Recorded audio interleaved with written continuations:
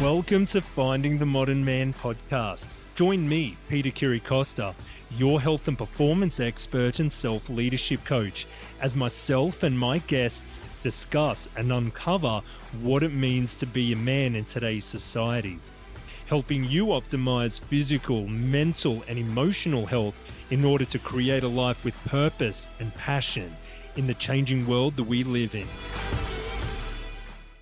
Hello and welcome back to another episode of Finding the Modern Man podcast. Today I'm running on from something I mentioned in the previous episode on the meaning we put on suffering. Now this is a very important topic because it is such a part of human nature and the human experience. There are many forms of suffering. Today we'll be looking more at loss, and even within loss, there are different forms of loss as well. As examples, we've got the loss of a relationship, the loss of our career, the loss of our work, the loss of our identity. But today, the type of loss that I want to focus on more so is the loss of a loved one, because this is something that's very close to our hearts, and most people have experienced this by now. If you're in your 20s, 30s, 40s and above, chances are you've experienced this, and if you haven't, it is going to happen at some point in time. So understanding something very important about loss is the grieving process. This is what we're going to come to more understanding about today. Now, when it comes to the stages of grief, there are multiple variations of this concept.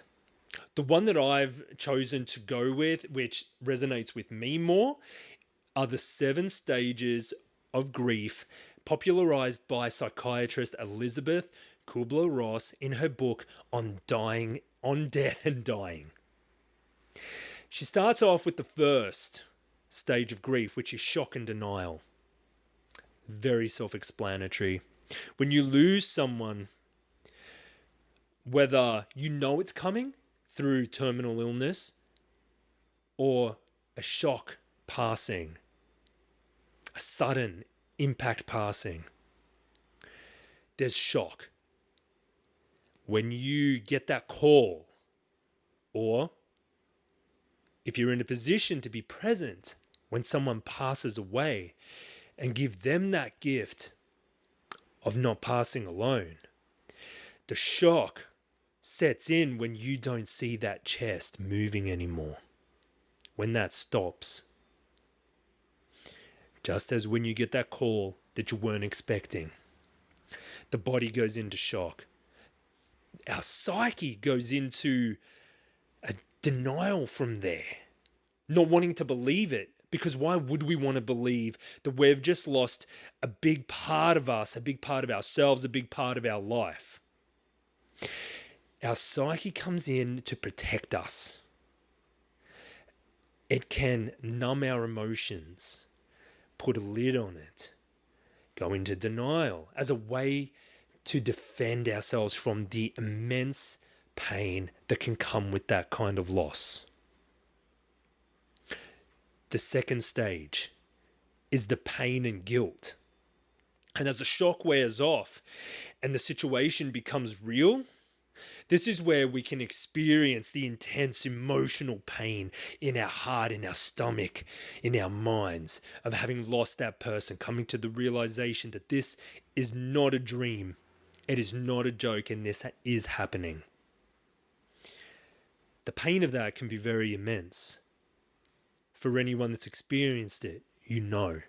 For anyone that hasn't, nothing can prepare you for it. However, there can also be, as the title says in this stage, guilt. But whether you know it's coming or not, there are those times where you question yourself. And I'm sure for anyone that's experienced this, you question yourself. You start asking questions. What could I have done? Is there something I didn't do? Is there something I could have said? Should I have done this? If only I had gone with them there. If only I had rung. If only. What if?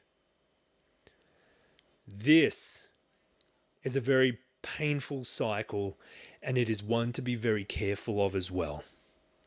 Because this is just an infinity circle. There's no start, there's no end. It's a loop that goes on in our minds, in our hearts, in our very soul. It's this loop that just keeps going around and around and around. And there is no end. So catching ourselves in those moments is very important. Or having someone around, if you're talking to someone, that can interrupt that cycle. Because that can send us into even further of a spiral down the sadness and depression that comes with loss. And at the end of the day, it's done.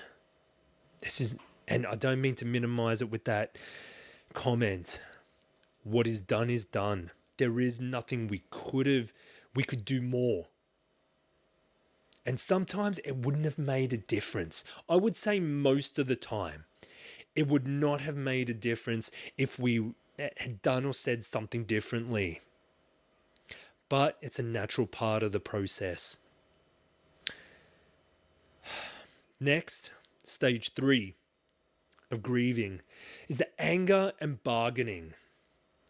This is where the anger and frustration of the situation may arise and may be directed towards various targets, including yourself, others, and even the deceased. This is a natural part. And I know that anger is looked down upon in today's society as a negative thing, but it is a natural emotion. If we're taking it out on people relentlessly and bringing harm to people, no, okay, that's not a good thing. But to feel it, to express it, is important, and it's natural. We can start getting angry at ourselves, coming off that second stage of pain and guilt. We can start to blame others. Why didn't you? You should have, you could have. So many attacks that can be made. And again, it doesn't help or change the situation. Unfortunately, what's done is done. And the bargaining is a part of it too. This is something where bargaining, do you mean it's where we bargain and almost pray, for want of a better word, and attempts to make deals or negotiate with some kind of higher power, life, or God, however you want to relate to it, to change the outcome. I'll give you a personal example. A few years back, when my mother was terminally ill, I found myself literally praying to trade lives. I would go through names of people that, as judgmental as it is, I felt were a waste of space. They were the cockroaches of society. They were taking up good oxygen. They were taking from the world instead of giving something back to it. And if you're like me, you found yourself in that position where you're saying, come on, I'll give you this person, that person, X, Y, and Z. These are the reasons why. I'll give you 10 just to save that one. Take the ones that are taking and the ones that are dead weight in society. Give me one. Save that one.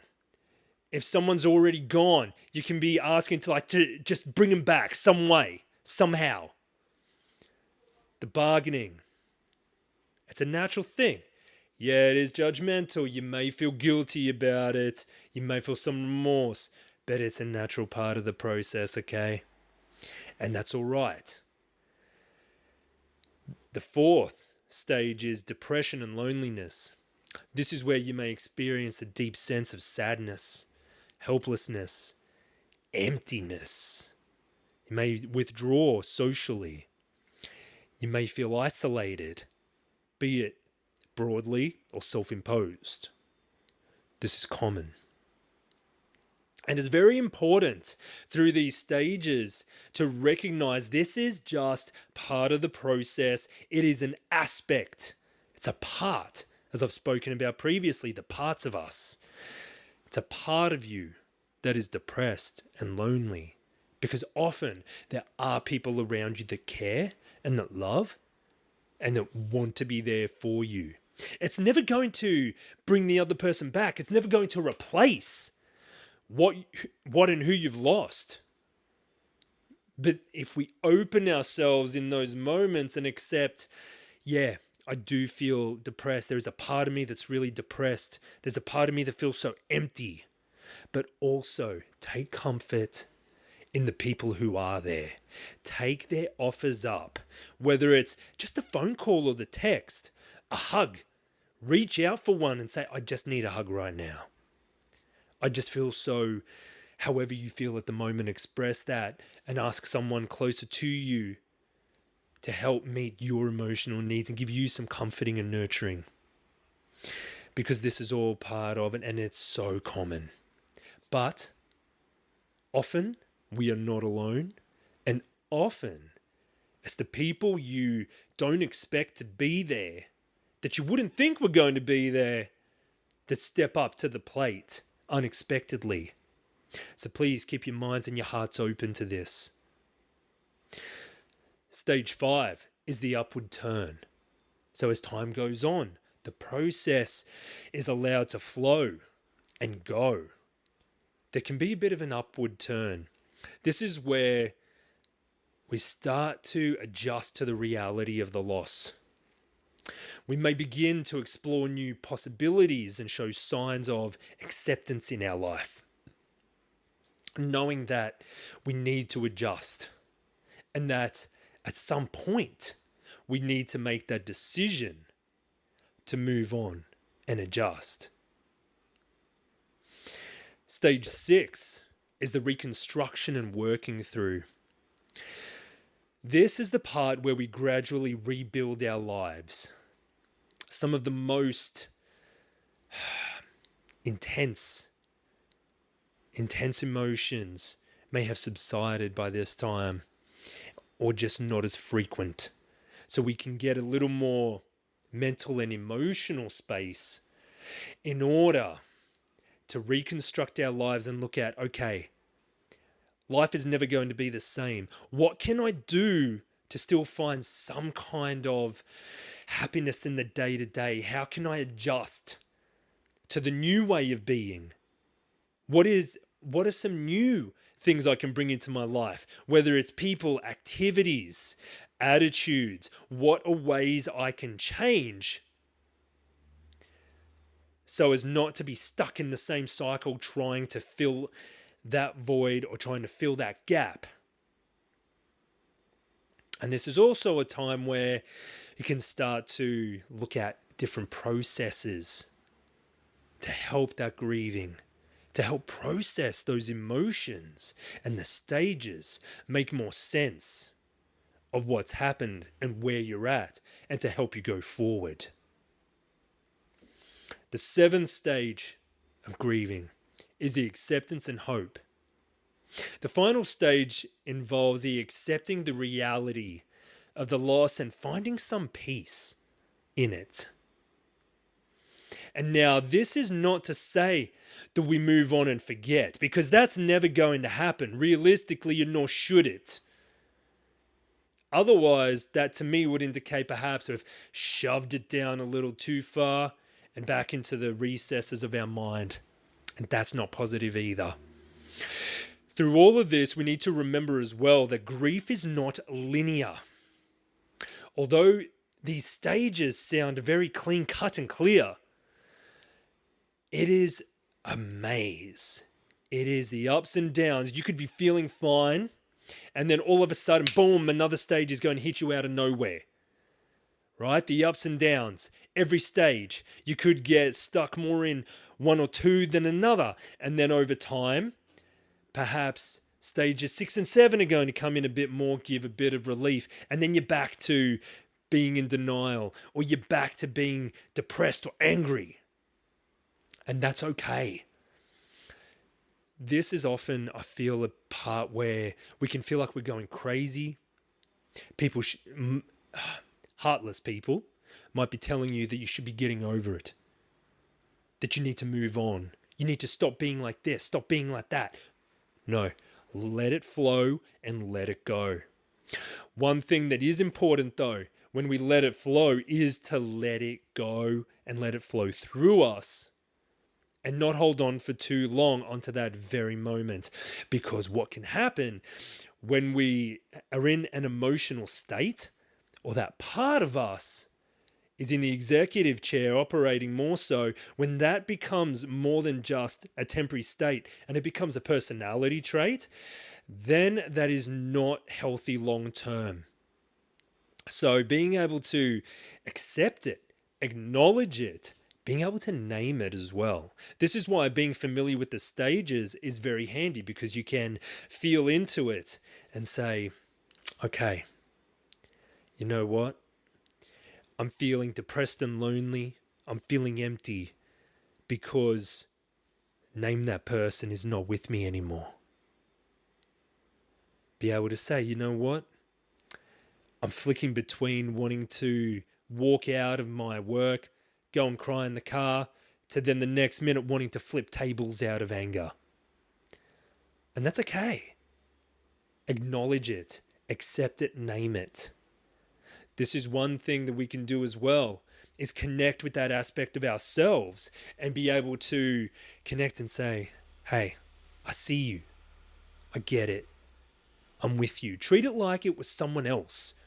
Say if that part of anger is in and it's just, you feel like it is you. No, just remind yourself this is a part of you. It's not the whole of you.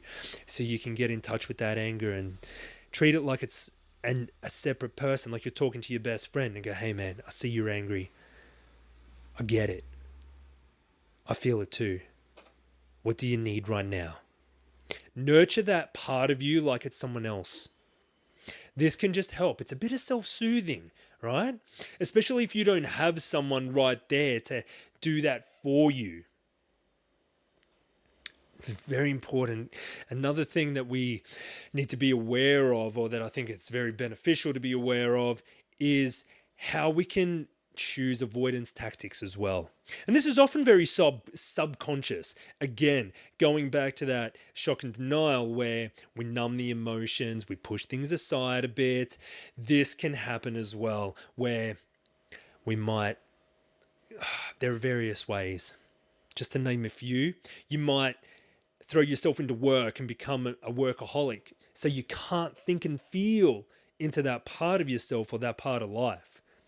You may be throwing yourself into exercise because what's great to get out of your mind, get into your body. So if you're training constantly, you don't have a chance to really feel, and often you're that exhausted that you can't feel that intensely or that deep.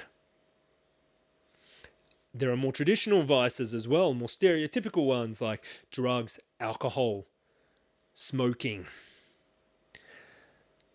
Anything that's an escapism that takes us away, because as humans, we either move towards joy or move away from pain.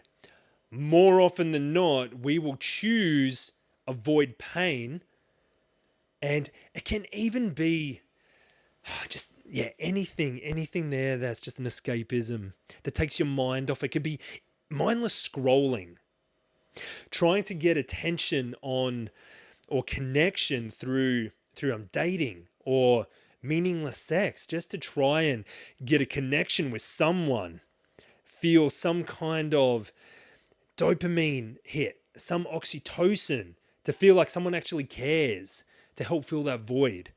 Anything that's filling that void and that's distracting us from the real pain, the real stuff that's going on under the surface. And again, be kind to yourself about it. Don't expect it to just end. Don't get angry at yourself because you're perhaps repeating some of these patterns. It is a part of the process, but acknowledging it is a big part of being able to do something about it further on down the line. And at some point, when we start coming through this, we start hopefully getting a hold of our emotions and acknowledgement of all the kind of whirlwind of emotions that we come to. How can we put this suffering to positive use? Now, I know that sounds a bit odd at times, but what positives can we take from it? Take the person you lost, okay? Think about what positive attributes they have. Was it their compassion? Was it their dedication? Was it their positivity? Was it their drive to follow their own dreams? So how can we connect with that?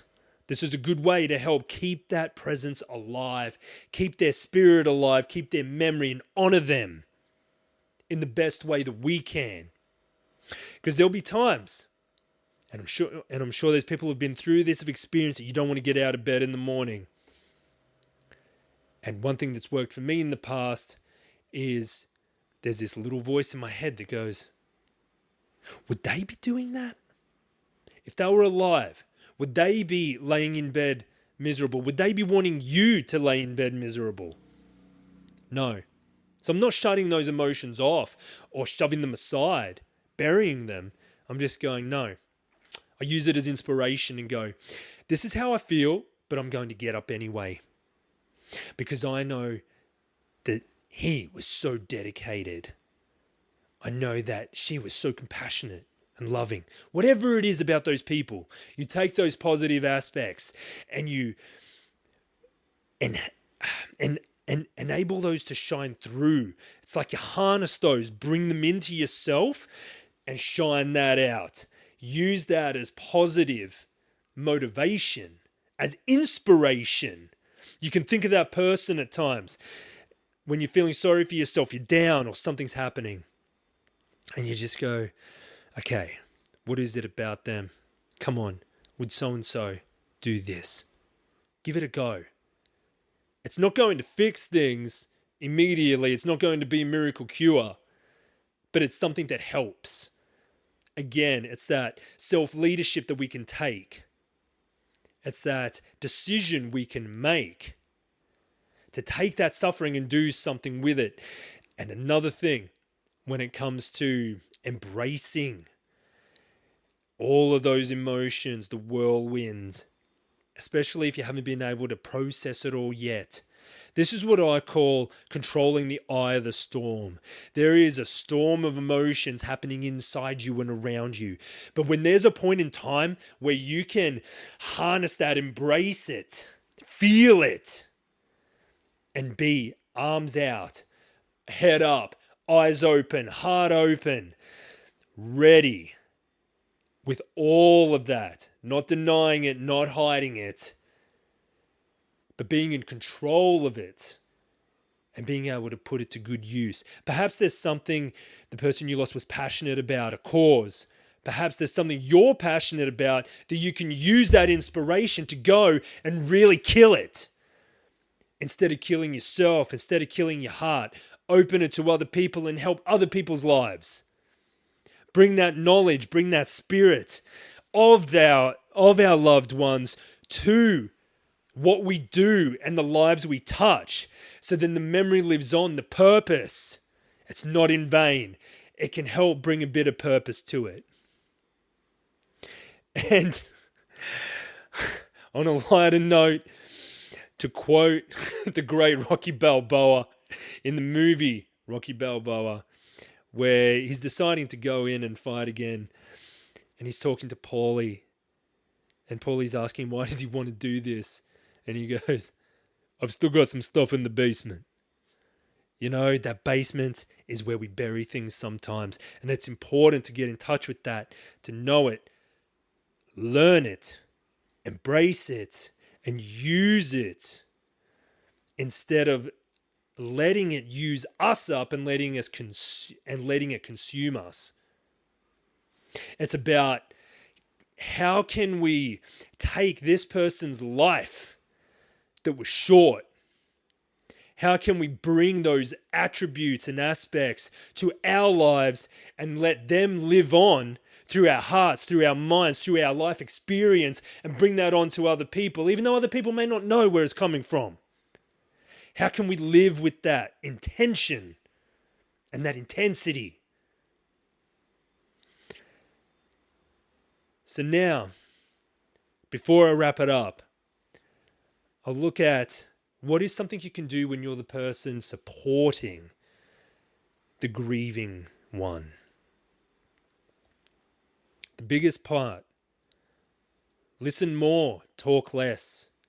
A great mentor of mine said to me, Pete, we have two ears and one mouth.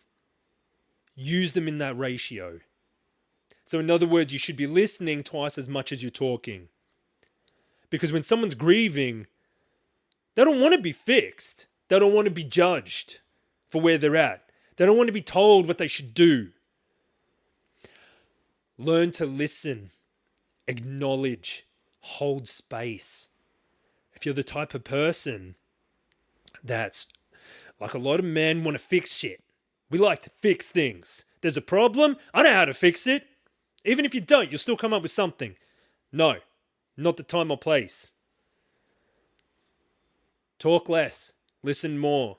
Don't be formulating your answers while someone's talking. Sit there, open-eyed, open-eared, and open-hearted. Acknowledge them, embrace them, nurture them. Ask them what they need. Don't be afraid to reach out as well, because sometimes it can feel awkward. You know that people are hurting and you don't want to bother them. You can still just send a little message of, hey, thinking about you. Hey, care about you. If you need anything, let me know.